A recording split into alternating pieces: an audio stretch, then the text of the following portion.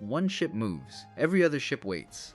That's the situation in the Strait of Hormuz when a credible mine threat exists, and the ship that moves first isn't an Arleigh Burke class destroyer worth $2 billion.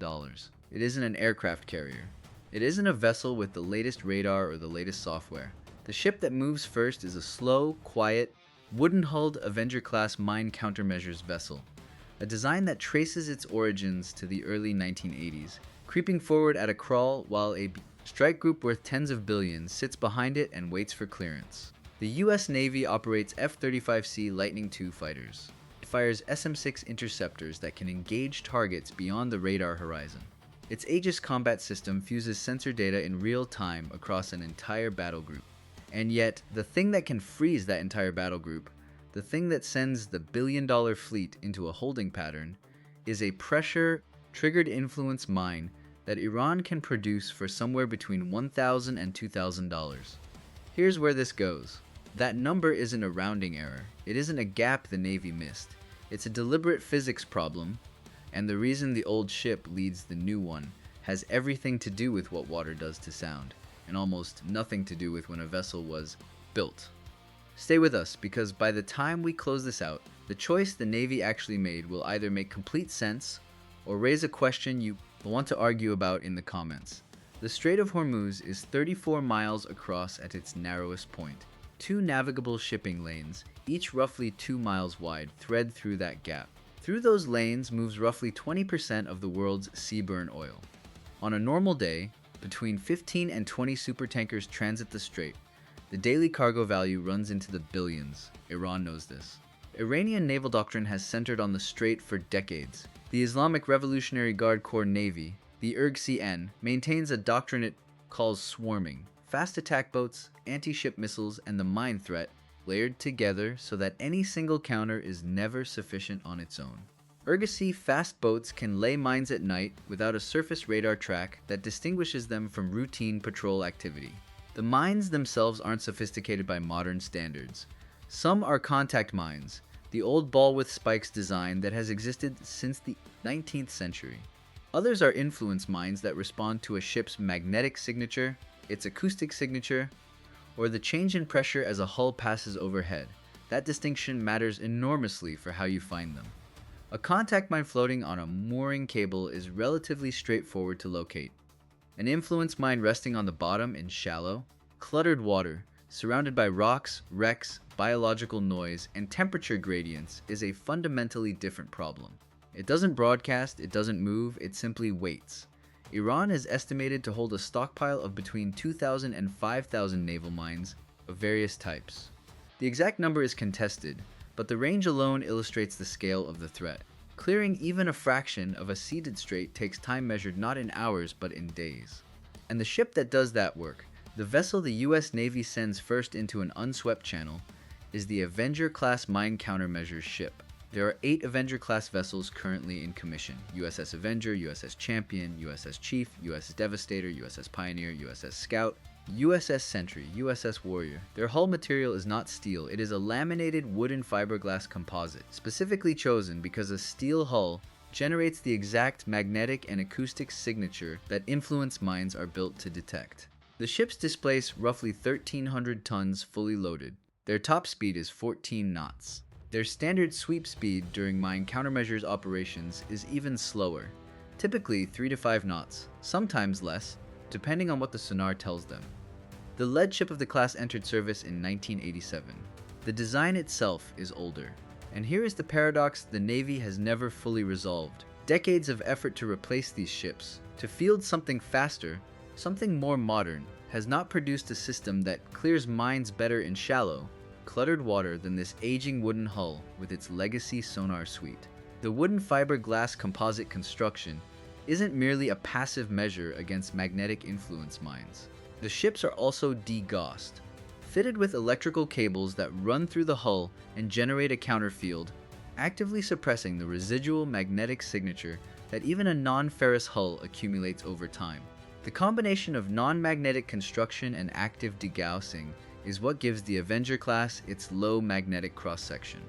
It's a 2-layer approach to the same problem, and maintaining both layers in operational condition requires continuous attention. every time an Avenger-class ship enters or leaves a port with significant magnetic interference. A commercial harbor with steel piers, for instance, the crew runs a degaussing check. The overhead is real. The reason for it is realer. That's where most explanations of this problem go sideways. The assumption is that newer technology should always outperform older technology. In open water, at depth with a clean acoustic environment, that assumption holds. In the shallow thermally layered, biologically saturated water of the Persian Gulf, it doesn't. What's most surprising here isn't that the Navy is still using 40-year-old designs. It's that when analysts have run the numbers comparing older narrow-band sonar systems against modern wide-band alternatives in shallow, cluttered environments, the legacy equipment consistently outperforms, not marginally by a margin that defense analysts describe as substantially higher reliability in the conditions that actually matter. Here's why. Sound in water behaves differently depending on temperature, salinity, depth, and the density of biological and geological noise in the environment. The Persian Gulf is shallow, average depth around 50 meters. Much of the mine threat zone in the 30 to 50 meter range, it's warm, it's saline, it's filled with ambient noise from commercial shipping, from marine life, from the geological structure of the seafloor. In that environment, a wide-band sonar system that works beautifully in deep water starts picking up enormous quantities of false signals, returns from rocks, from shipwrecks, from schools of fish, from temperature layers that bend sound in unexpected directions. The ANSH QQ-32 mine hunting sonar that the Avenger class carries was designed in the 1970s and refined through the 1980s. It operates in a frequency range specifically tuned to the acoustic characteristics of a mine-like object on or near a shallow seafloor. It's a narrow-band, purpose-built system. What it sacrifices in raw detection range, it recovers in discrimination. The ability to tell a mine from rock from a biological return. And in a cluttered, shallow environment, discrimination is the whole game. The physics here deserve more attention than they usually get. When the ANSH QQ-32 emits a sonar pulse, it's looking for a specific class of return. The characteristic backscatter profile of a cylindrical or spherical steel object resting on or partially embedded in a soft sediment bottom. The sonar's frequency was chosen specifically because that profile produces a return at those frequencies that's meaningfully different from the return you get from a rock of similar size, even in poor acoustic conditions. A wideband system gets more data, but more data in a cluttered environment means more ambiguity, not less. The narrowband system makes a simpler bet on a narrower set of frequencies, and in the Gulf, that bet pays off more consistently. The Avenger class also carries the AN-SLQ-48 mine neutralization system, a remotely operated vehicle, tethered to the ship, that can approach a detected object, confirm its identity visually, and either cut a moored mine's cable or attach a charge to a bottom mine for detonation. That vehicle moves slowly. It operates in the same conditions as the sonar: poor visibility, current acoustic noise. A trained crew can clear a lane, but the rate of advance is typically in the range of a few square miles per day. In a 2-mile wide, 30-mile long navigation channel, that arithmetic gets uncomfortable very quickly. Put yourself in the position of the strike group commander for a moment. Behind you sits a carrier strike group, an aircraft carrier, 2 Arleigh Burke destroyers, a cruiser, support vessels. The total asset value in that formation runs to tens of billions of dollars. Ahead of you is a channel that may or may not contain influence mines. You can order the Avenger forward and wait 3 days for a cleared lane. Or you can push forward and risk a mine strike on a destroyer, or worse, on the carrier itself. An Arleigh Burke class destroyer is not designed to take a mine hit and keep fighting. Its steel hull, the same hull that makes it an excellent platform for the Aegis system, for VLS cells loaded with SM-6 interceptors and Tomahawk cruise missiles, is precisely the kind of signature that an influence mine is optimized to detect.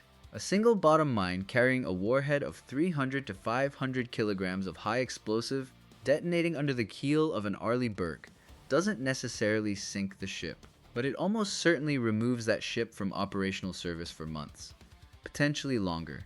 The cost asymmetry here is not subtle. A Mk-60 Captor mine, a relatively sophisticated American design from a prior era, for reference, illustrates what a capable mine can do to a warship. Iran's influence mines are less sophisticated, but far more numerous and far cheaper. The exchange ratio that Iranian planners are counting on isn't that each mine destroys a ship. It's that each mine forces the entire opposing fleet to stop and wait. That is sufficient. $1,000 to $2,000 per mine. The price of a used car, roughly 1% of one Arleigh Burke destroyer's construction cost. And that ratio, $1 of threat forcing hundreds of thousands of dollars of response, is the mathematical core of Iranian mine strategy. The Avenger-class hull itself costs approximately $400 million to replace.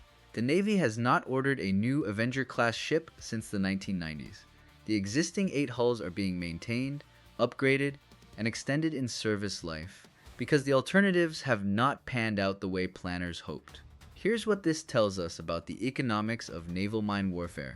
The mine isn't supposed to win the battle. It's supposed to win the delay. Every day a strait remains unswept, oil tankers divert. Insurance premiums spike, spot prices for crude move. The economic pressure a mine threat generates doesn't require a single ship to be sunk. The threat alone is sufficient to alter behavior. The Strait of Hormuz sees approximately 21 million barrels of oil per day in transit. A credible mine threat that reduces that flow by even 30% represents billions of dollars in daily economic disruption across the global economy. Iran doesn't need to block the strait entirely. It needs only to create sufficient uncertainty that tanker owners and their insurers decide the risk premium is too high. That's why in 2019, when mines damaged the MT Front Altair and the Kukuka Courageous in the Gulf of Oman just outside, the strait global oil prices jumped immediately, not because the attacks blocked anything, but because the market priced in the possibility that they might. The IRGN understands this mechanism. It is not accidental. The 2019 attacks also illustrated something tactically significant. The mines used against those tankers were not bottom mines dropped from a dhow in the middle of the night. They were limpet mines, magnetic charges affixed to the hull at the waterline, almost certainly by IRG divers or fast boats operating in darkness. That's a different delivery mechanism than a moored influence mine, and it requires a different countermeasure. The surface and subsurface mine threat are not the same problem.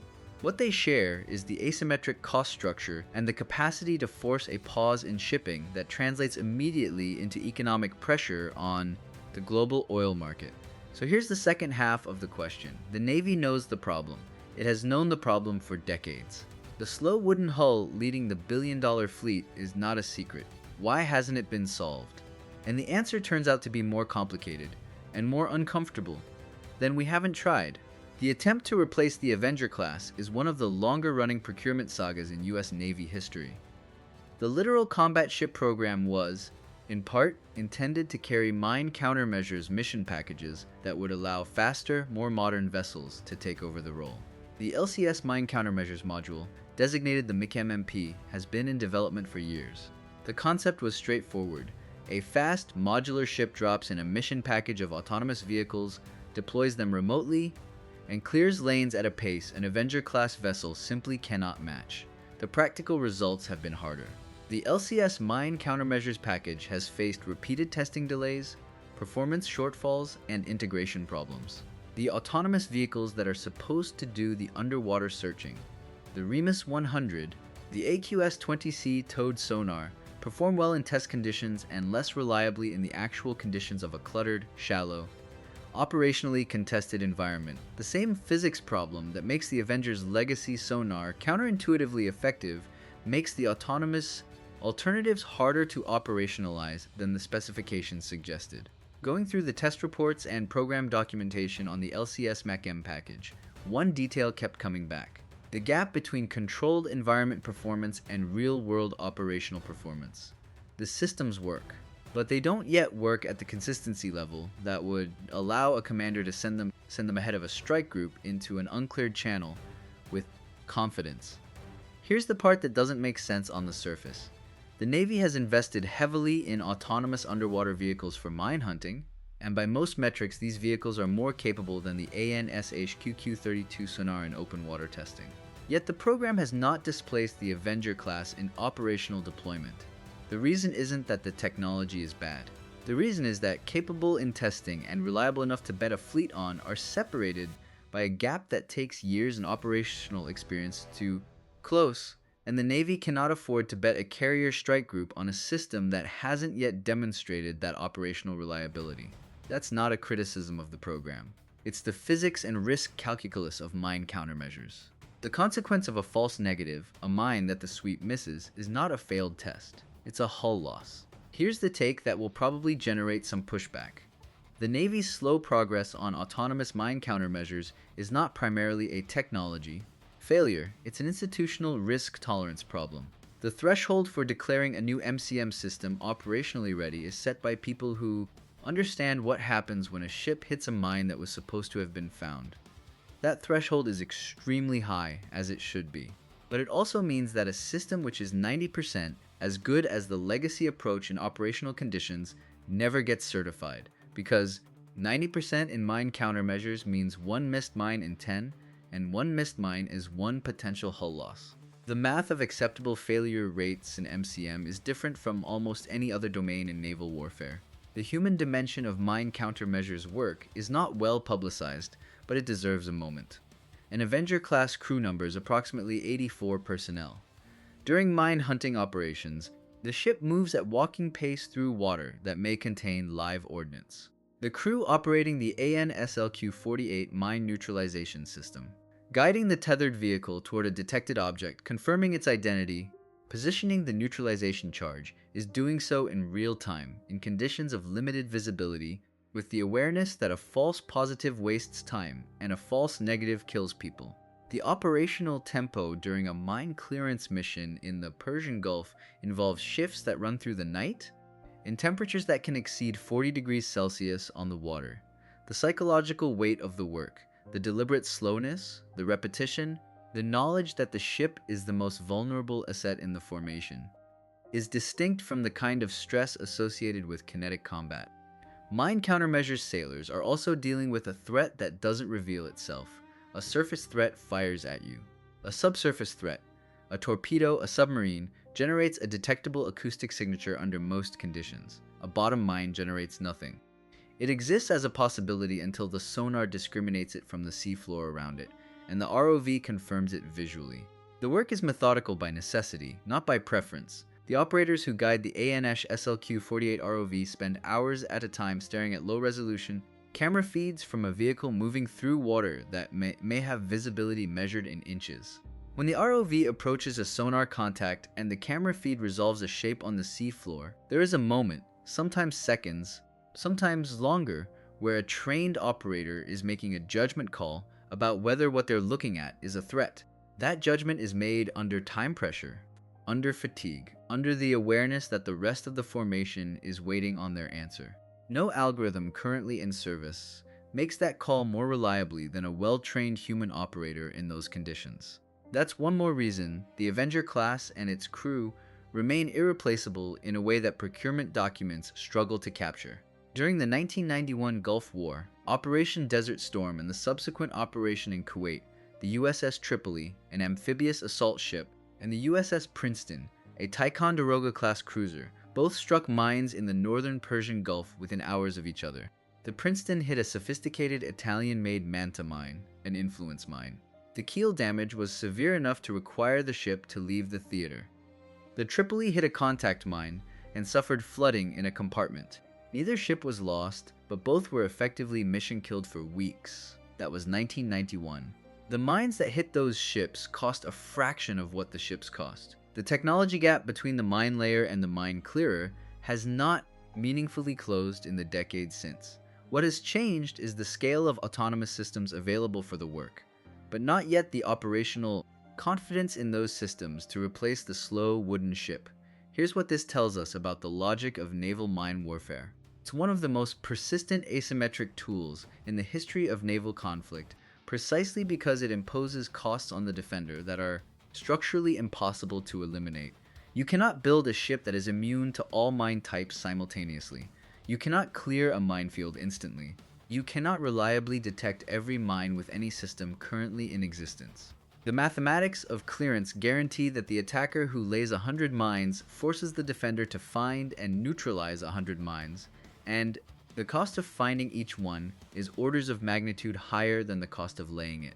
A single MH-53E Sea Dragon helicopter, The airborne mine countermeasures platform the Navy uses to tow sonar sleds and mechanical sweep gear costs approximately $73 million. The mine it is sweeping for costs $2,000.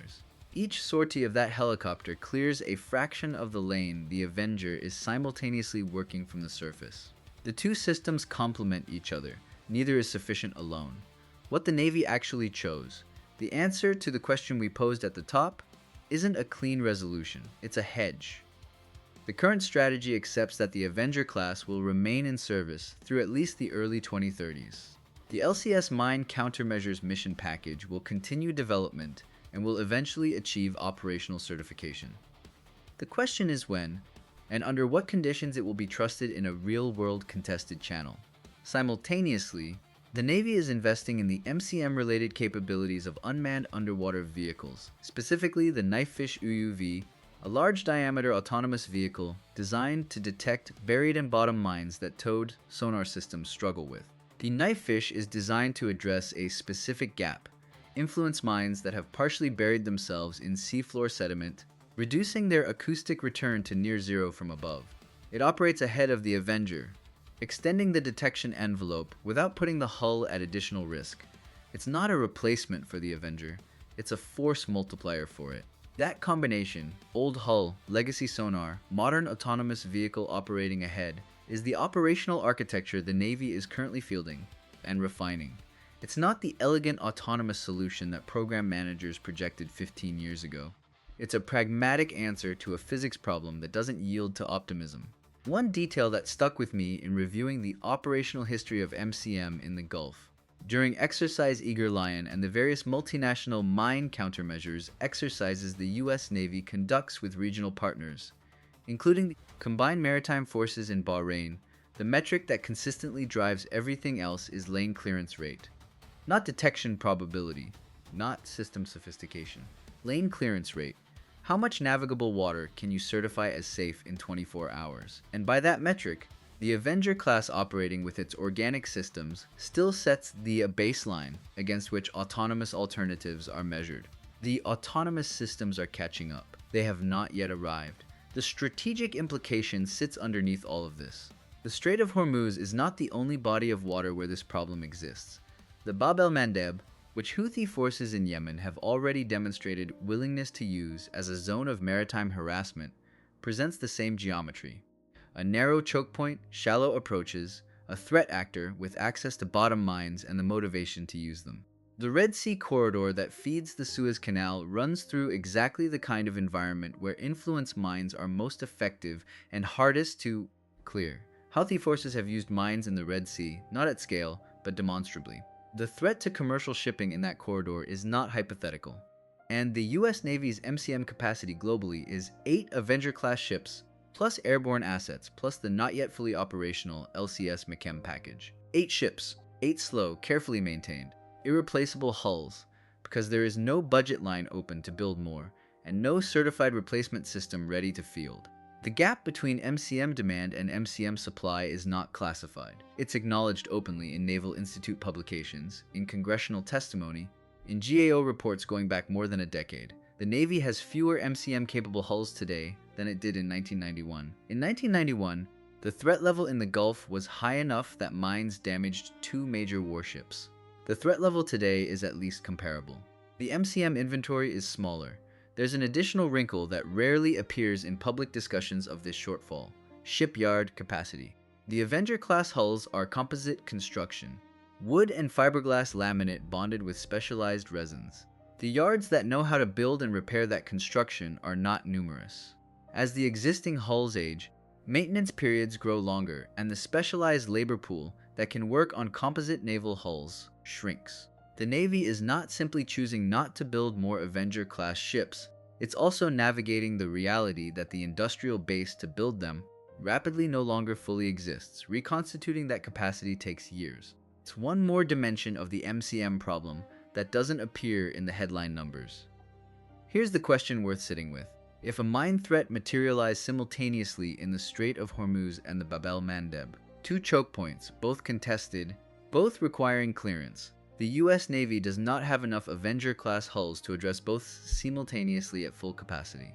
That is not a strategic edge case. It's a realistic scenario given the posture of Iranian proxies and Houthi forces operating in parallel. The MCM shortfall is a real constraint on force projection in a way that's less visible than a carrier gap or a fighter gap, but no less consequential. Most people assume the most expensive platforms define naval power: the carriers, the destroyers, the submarines. The mine countermeasures problem suggests that the binding constraint in a real conflict over a contested choke point might be the thing that looks least impressive: a slow, wooden-hulled ship moving at 5 knots while everything behind it waits. The Avenger-class has outlasted every program designed to replace it. That's not a tribute to its design. It's a tribute to how hard the underlying problem is. Here's the resolution.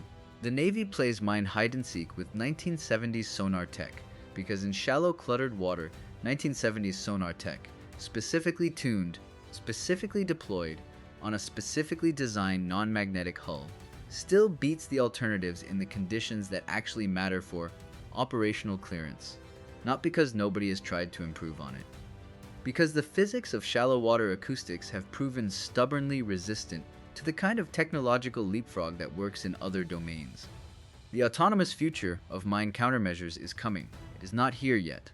And until it arrives to operational certification standard, the old wooden ship leads the billion-dollar fleet. The dilemma remains open.